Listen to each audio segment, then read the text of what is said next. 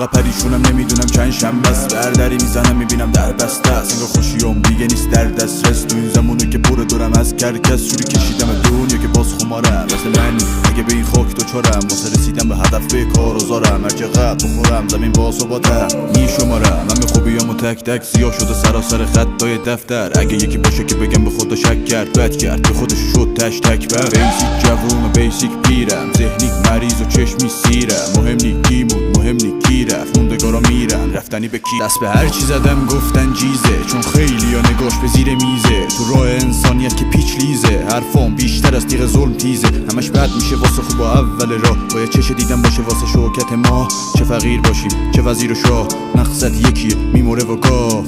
بگم دنیا که روی هامو خورد، نفس ها رو برد با کفنهای سرخ. توی تاریخ های روند اومد عشقا رو کشت، کشتار رو رشد داد و وایسادم پشت. آتیش سوخت دلم از مردم شهر، که آب ریختن رو سینم الکل. جنسش فرداره پیپر هشتم، روش نوشتن روتینم در کل. آتیش سوخت دلم از مردم شهر، که آب ریختن رو سینم الکل. جنسش فرداره پیپر هشتم، روش نوشتن روتینم در کل.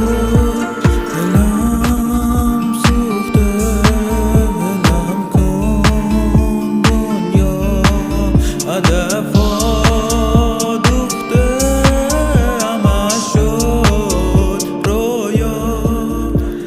ممکنه این دل بازم بمیره، باز پلیلیستم ماتم بگیره.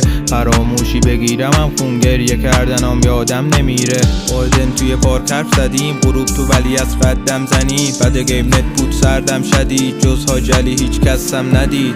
باشنم تو باغ عقاقی، سوختم من داغ رهایی. تنها خیره به راه نهایی، با تیغ تو پاک شیخ نوایی. تنهایی میزدم قدم، نمک رو زخم بود. هدفون سرم تو ذهنم، ساختم یه سناریو خفن که حقیقت بود از دم باش برعکس. خستم دنیا که رویا توش مرد، دو پول خورد و کما هوش برد. غرور پست و زخم زبون که قدر ترن موشکای دور برد. خستم دلار و هیجان پوند، هوسای تند و نوسان کند. سرطان سرخ و مرضای قرص، مگسای دوره تو کفنای سرخ. آتیش سوخت دلم از مردم شهر، که آب ریختن رو سینم الکل. جنسش فرداره پیپر هشتم، روش نوشتن روتینم در کل. آتیش سوخت دلم از مردم